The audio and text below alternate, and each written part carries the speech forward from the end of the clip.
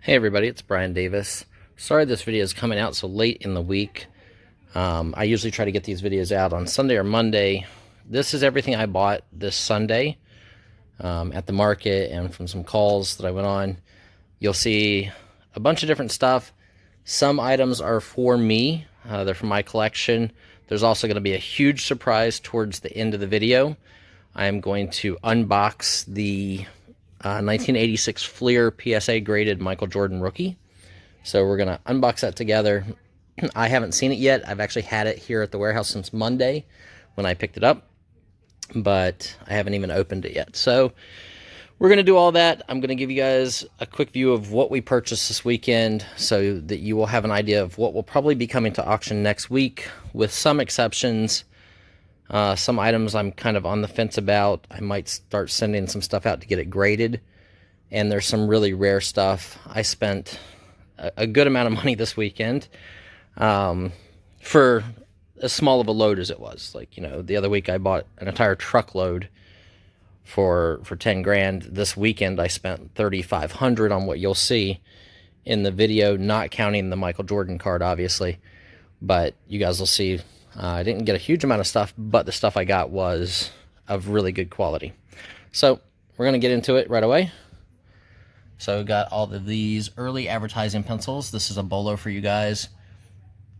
Some vintage advertising pencils will bring really good money in the $30 to $200 a piece range if you get the right ones. Different advertising, like this is an early Coca-Cola pencil. They actually make Coca-Cola gum pencils, like that advertise the Coca-Cola gum, and those are really rare. They bring good money. They're Studebaker Cars. This is a fantastic turn of the century 1880s advertising trade card album with the 1880s calendars. A lot of these are by I can't think of the name of the artist that did these ones. It's just escaped my mind for the moment. But they're from, you know, Smith's Confectionery, George Smith, you know, different Williams Clark, you know, Fertilizer, Crump Label. So these cards are very, very rare. Then you have the Black Americana cards. So this was an amazing album. This is probably one of the best albums I've seen in a long time. Not just quality, but the condition of the cards is also really fantastic on these. So these are Pickwick characters. So again, condition and the age of the cards is awesome. I mean, you can see they had $80 a card for this one card. So this was an awesome lot. I love buying real good quality early stuff. These were another item I picked up that I think are very, very cool. These are 1908 unused sports tickets, Harvard and Yale. You know, some of these tickets are multiple hundreds of dollars each. So I'm not sure yet if I'm going to send these off to get them authenticated and graded, because of the quality that they are. Now, obviously, you get a little newer stuff like this isn't quite as good. It's still good, but it's not quite as good. And then these are used, so not as good. But 1936, you know, if anything special happened during that game, and most of these are double-sided. See? So, pretty fantastic collection of sports tickets, really early. I've got these. I haven't even looked through these yet, but military, you know, marksman badges, patches. This box is fantastic. There's some really, really good early lapel pins and fire department button. You know, this box is really awesome. So there's that. These are called shaving mugs. If you guys ever find this type of stuff, some of these can be big money. They're usually German. So that one's a policeman, that one's a singing quartet, and that one's a fireman. I got this awesome leather-bound book published in 1832. It is in German, so I can't read it. I got these early group of standard garden tractor booklets, which have fold-out posters inside of each one. They're all old stock. They're for like hit and miss motors, stuff like that. Really good quality early stuff that's really sellable. Got the Focus with Marilyn Monroe on the cover. Got these two fantastic early leather dog collars. So you can see these have brass cutout cows. So they were probably on a farm. They have a bunch of dog tags on them that aren't all that old. The dog tags aren't super old, but the collars themselves are probably 1920s. Got a box of unopened packs of Comic Ball Upper Deck cards, an unopened box of 1991 PGA cards, some really nice photographs, a lot of farm and vehicles and tractors and stuff like that. There's an amazing collection there. I got another group of real photo postcards and other postcards, but there's some awesome monkeys that are doing monkey photos where they're putting on a play. So super cool. You know, you can see the audience's heads. So very cool. Probably 1930s on those photos, but a lot of the postcards in here are 1800s and early 1900s. Ships, just an awesome lot. Those will come to auction. I got a few baseball registers, 1950. This one's the best one. It's with Joe DiMaggio on the cover. But the other ones are really awesome. They're all very early. Got a group of those. You guys saw before that we had picked up some of the rock and roll press kits, promo record kits. So here are more that I bought this week. So I'm going to see how many of these are photos versus how many of them are full-on kits. I sell you guys the photos wholesale, so I'll be able to fill a couple more orders. I already filled one person's order of 10 lots of 100, so I sent him 1,000 early this week from what I bought this weekend. So those have already went out. And then these are actually the full-on press kits are here. So it's generally a portfolio, a photo. Sometimes there's more than one photo, a bio sheet, and then some production notes or another sheet. A lot of them will just have 3 or 4 photos, a bio sheet, and a folder. So those are really cool. You know, but I haven't decided yet how I'm going to do these. These might just come to auction. I find these much, much better than just a photo, obviously, because you're getting 3 or 4 pieces instead of one. If you guys have interest in these, you know, let me know, because whenever I make the deal with him, I'm trying to make the deal with him to buy all of it. Most of it is like this. Most of it is full-on press kits with a bio sheet, or just a bio sheet and a photo paper clip together with no folder, or a bio sheet, a photo, and a mini poster, something like that. Okay, so I went through most of the regular stuff that's easy. This is an amazing, amazing, amazing piece. This is a silver plate, very decorative trophy piece. Here you can see it was presented to Casper Krug on his 45th birthday by members of Post 16, the GAR. The GAR is the Grand Army of the Republic. This was given to him in 1885, so Civil War era type stuff. You can see the inside is beautiful. I have not looked at the maker's mark on it yet, but awesome piece. Going to come to the auction, I believe, unless I sell all this to somebody. And I'll show you guys the stuff I'm not sure what I'm going to do with yet. This is probably the piece I paid the most money for, was this binder. So these are all 1940s Indian chewing gum non-sports cards, but as you can see, here I'll show you one. Condition is awesome. So this book holds about 800 cards. I think somewhere in the neighborhood, 750 to 800 cards. So some of them are gradable. You only need to get like a 4 or better to be getting really good money. If you get any 7s or 8s, you know, numbers become increasingly crazy. But I'll show you guys. So it jumps from the Indian chewing gum, and I'll show you the back so you can see. So pretty awesome. Jumps from those to these war cards. These are right here. Uncle Sam Soldiers, 1941. But look at the condition. Like, for a 1941 non-sports card, these are possibly all gradable. I'm just not sure yet on how many I should send in to get graded. Then if you guys happen to watch Bolo Buddies the other night, you would have saw a Babe Ruth card from this set that sold for $300 or $400 not graded. Cards that I've seen graded can do thousands. Some of these are pretty nice.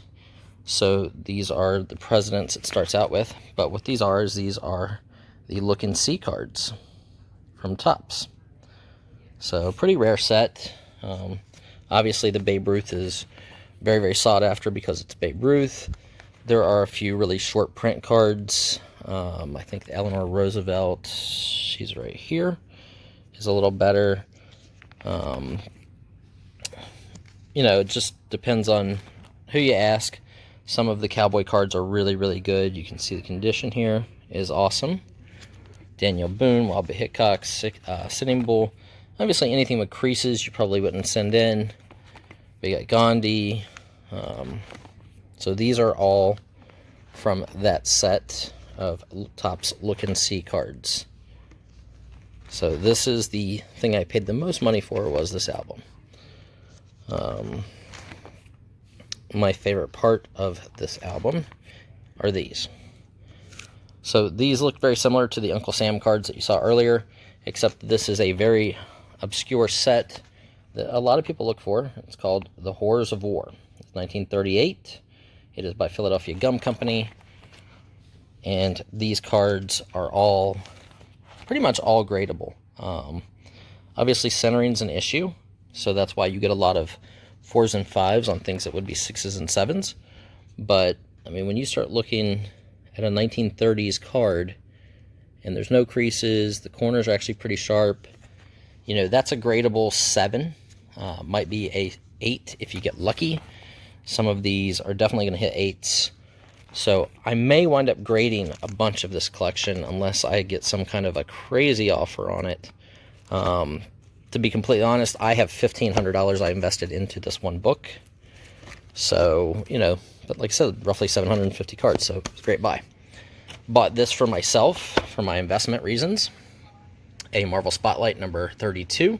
It is the first appearance of Spider-Woman. This one is a CGC 9.2, graded. I paid $225. I also went through that guy's case, and I picked out cards that I believe are going to be worth grading because of how nice they are. So these cards may go to get graded. I may run them in the auction just to see how they do, but I kind of went through, you know, I spent about 2 hours looking through this guy's cards and picking out stuff that had good centering and good condition. So, you know, I bought, you know, a nice group of cards, football, lots of teams in football. But early cards are skyrocketing, especially graded stuff. This was very cool, How to Play Baseball with Mickey Mantle from 1962. Bought a Shaq card. That was very cool. It's a promo. They made 10,000 of this card, so a couple Shaq rookies from 92 93 Flir, but condition again is awesome. It's Pete Rose card. If he gets inducted in the Hall of Fame, all of his cards will skyrocket. We got Tom Seaver.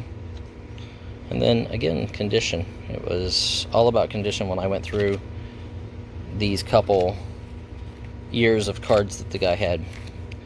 Okay, now here it is. Here's the piece that everybody wants to see. Long story short, another YouTube friend of mine suggested a purchase of this card. Someone was offering it to him. he was passing on it. I paid $10,300 for this card. It is a PSA 8 Michael Jordan card. He actually did a fantastic job packing it. I mean, that's styrofoam. So I'm going to have to cut it open. See if I can do this one-handed.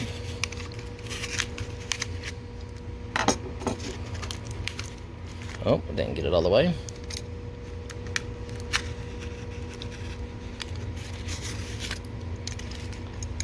Very hard to do one-handed. Very hard. Don't attempt this at home with a $10,000 card because you don't want to cut the card. But PSA cases are usually pretty good. So, oh, there we go. There's the back. Looks really nice. Another friend of mine said that because this is an older graded PSA card, I should possibly look at sending it in to see if I can get a bumping grade. If I can get a bump, and this will be where you guys come in. So here it is. This I bought as an investment for myself. Well, it's actually really well centered. Wow. The centering's awesome on this card. So it has an 8. Here's what I want from you guys. In the comments below, other than telling me if you like any of this merchandise to come to auction, except for the Jordan. The Jordan is mine currently until we go to buy our house or whatever, and then I might have to sell it. If you had this card and you had the ability to break this card out and resend it in, it cost me $300 for express service. I'd get it back in a couple weeks. Obviously, it's already PSA graded an 8. This card sells currently for $13,000 to $15,000. A PSA 7 will sell for $9,000 to $10,000. So I would lose $1,000 if this comes back a lower grade. I would lose $300 if it comes back the same grade. But if it comes back a 9, this card would take a huge jump and would jump into the $40,000 range. So what do you guys think?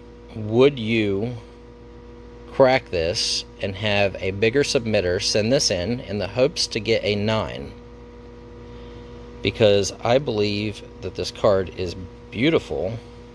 The centering is fantastic. The plastic's got a little ding on it, but the centering is awesome on this card.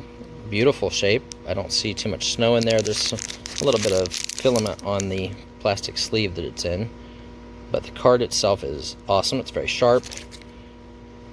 Back is really nice.